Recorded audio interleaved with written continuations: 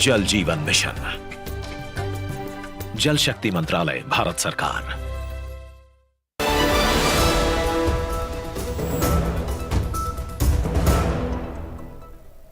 और इस छोटे से ब्रेक के बाद आप सभी का एक बार फिर से स्वागत है न्यूज नाइट में। और ब्रेक पे जाने से पहले हम जिक्र कर रहे थे पर्यावरण संरक्षण को लेकर किस प्रकार से आज एक पहल भारत ने की, उसकी खबर को हमने दिखाया था और इसी विषय पे हम करेंगे चर्चा।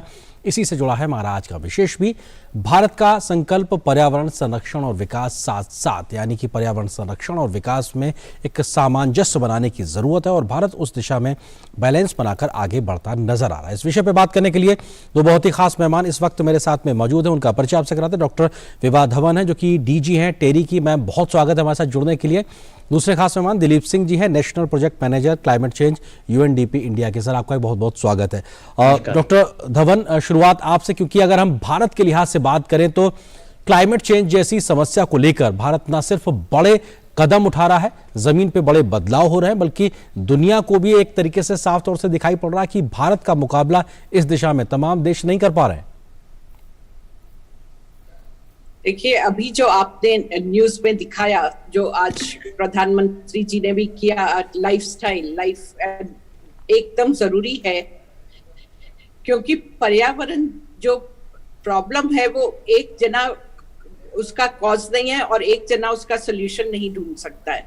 उसमें सभी स्टेक होल्डर्स, और जैसा कि उन्होंने भी कहा और हम सब समझते हैं, भारत की नींव रखी हुई है सस्टेनेबिलिटी के ऊपर। आज से अगर हम अपने इंडिपेंडेंस के टाइम पे देखिए और पिछले 20 साल अगर हम छोड़ दें तो उससे पहले यही था कि जो आज हम बोलते हैं रीयूज, रिसाइकिल, वो हमारे डीएनए में था। कोई चीज कभी फेंकी नहीं जाती थी, हर चीज का इस्तेमाल होता था। और देखा जाए, जिस चीज को हम बेकार कहते हैं वो किसी चीज का रॉ मटेरियल होती है। आप उसको शुरू करते हैं कि उससे क्या बनाया जा सकता है। तो ये एक तरह से हमको वापस लेके आना है। हमको मटेरियलिस्टिक सोसाइटी से बदलकर पर्यावरण की तरफ कॉन्शियसनेस दिखाते हुए हमें आगे बढ़ना है। और हमने बहुत अच्छे कदम उठाए हैं। और अगर मैं कहूं कि आज के बच्चे भी इसमें जागरूक हैं तो वो गलत नहीं होगा। तो जागरूकता आ चुकी है और लोग इस डायरेक्शन में ठीक जा रहे हैं। चाहे हम बायोडाइवर्सिटी की बात करें, चाहे हम एग्रीकल्चर की बात करें, हम हर तरफ जा रहे हैं कि कुछ बेकार नहीं होना चाहिए और जिस चीज को हम बेकार समझ रहे हैं उसको हम कैसे इस्तेमाल में लाएं। जी, और बहुत महत्वपूर्ण चीज जिसका जिक्र प्रधानमंत्री ने किया कि रिड्यूस, रीयूज और रिसाइकिल, जो एक तरीके से हम पर्यावरण को कैसे संरक्षित करें, ये हमारे डीएनए में हुआ करता था। दिलीप जी, आपको लगता है कि प्रधानमंत्री ने इस बात को भी साफ तौर से आज रेखांकित किया कि प्रो प्लेनेट पीपल, इस बात का जिक्र प्रधानमंत्री ने पहले भी किया था लेकिन एक बार फिर से रेखांकित किया। आपको लगता है कि ये वक्त की जरूरत है, मांग है और भारत इस दिशा में एक रास्ता दिखाता नजर आ रहा है? बिल्कुल। मुझे ये कहना बहुत अच्छा लग रहा है कि आज विश्व पर्यावरण दिवस के अवसर पर जो भारत ने और विशेषकर हमारे प्रधानमंत्री मोदी जी ने जो राह दिखाई है, ये एक शैली की, जीवन शैली की, पर्यावरण के लिए जीवन शैली की जो राह दिखाई है, जो हमारे जैसा कि डॉक्टर विभा धवन ने कहा कि हमारे डीएनए में पहले से है, उसको भारत एक विश्व के मार्गदर्शक के रूप में उभर के बाहर आ रहा है, सामने आ रहा है। तो ये एक बहुत गर्व की बात है और एक बहुत महत्वपूर्ण बात है, क्योंकि जो जलवायु परिवर्तन का जो मुद्दा है इस वक्त काफी एक ज्वलंत मुद्दा है और उसको अगर हमने अब सही तरीके से और सही समय रहते उसे हमें नहीं संभाला गया और निपटाया गया तो काफी मानवता के लिए आगे जाके काफी खतरा हो सकता है। तो ये जो भारत ने एक कदम उठाया है और मार्ग दिखाया, रास्ता दिखाया है देशों को, विश्व को, ये एक बहुत ही महत्वपूर्ण और बहुत ही उम्दा एक कदम है। जी, मैं कहूँगा। जी डॉक्टर धवन, किस तरह से आप देखती हैं कि भारत को इस प्रकार की तमाम समस्याओं के लिए एक समस्या के तौर पे देखा जाता था कि साहब एक ऐसा मुल्क है जो दिक्कतें, परेशानियां पैदा करता है, लेकिन बीते कुछ वर्षों में हम समस्या से समाधान तक आगे बढ़े। प्रधानमंत्री मोदी ने जिस बात का जिक्र किया कि ट्रेडिशन के साथ टेक्नोलॉजी को अगर जोड़ा जाए तो कैसे ह्यूमन बीइंग के लिए एक बेहतर विकल्प हो सकता है, और वो हम बीते कुछ वर्षों में भारत की जो पॉलिसी है उसमें साफ तौर पर देख रहे हैं, उसका जमीन पर अंतर भी हमको दिखाई पड़ रहा है। डॉक्टर धवन। देखिए, आपने बिल्कुल ठीक कहा कि कुछ साल पहले भारत को देखा जाता था कि ये प्रॉब्लम हो जाएगी, इनकी इतनी जनसंख्या है, इनको अभी आगे बढ़ना है, ये लोग साफ तरह का फ्यूल इस्तेमाल शायद नहीं कर पाएंगे। लेकिन भारत ने एक तो करके दिखाया। एक, जैसे हमारे प्रधानमंत्री जी ने ग्लासगो में जो अनाउंसमेंट्स करी, उससे बिल्कुल क्लियर था कि हमको आगे तो बढ़ना है। वो तो बिना कहे जाता है, लेकिन क्योंकि हमने आगे बहुत बढ़ना है तो हमको इंफ्रास्ट्रक्चर अभी क्रिएट करना है। तो ये नहीं है कि पुराना वाला तोड़ के नया बनाना है, हमको तो अभी बहुत आगे बढ़ाते जाना है। तो हमारा संकल्प जहां पे वो ग्रीन ग्रोथ की तरफ हो चुका है, तो आप बिल्कुल ठीक कह रहे हैं कि हम दुनिया को राह दिखाएंगे। क्योंकि एक तो देखिए, जैसे हम ठान लेते हैं, जैसे प्रधानमंत्री जी ने एलईडी बल्ब्स का जिक्र किया था, तो एक तरह ये था, इतनी महंगा बल्ब इंट्रोड्यूस हुआ था, लेकिन एकदम उसके बाद पहले सब्सिडी पे आया और आज इकोनॉमी ऑफ स्केल करके हर तरफ इट इज एलईडी बल्ब्स जो इस्तेमाल हो रहे हैं। उसी तरह से जब हमने रिन्यूएबल की बात करी, सोलर की करी, तो उसके ऊपर भी सब्सिडीज देनी शुरू करी ताकि लोग उसको एफोर्ड कर सके, कैपेक्स कर सके जी। साथ साथ हमने रिसर्च करी कि हमारी क्या मांग है। हम देख रहे हैं कि हमको अपने किसान के लिए पानी चाहिए, तो इसलिए हमको सोलर पंप्स चाहिए। तो उसमें शायद हमारे सोलर पंप दुनिया में सबसे अच्छे हैं आज की तारीख में।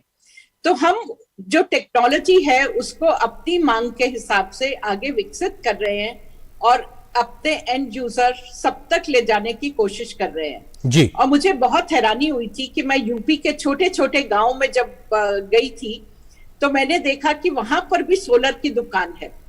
तो हमने ना सिर्फ सोलर पैनल इंट्रोड्यूस करे हैं, उसके साथ में नौकरियां जुड़ी हुई हैं, क्योंकि कोई वो पैनल लगाता है, कोई उसमें अगर प्रॉब्लम आती है तो उसको ठीक करता है।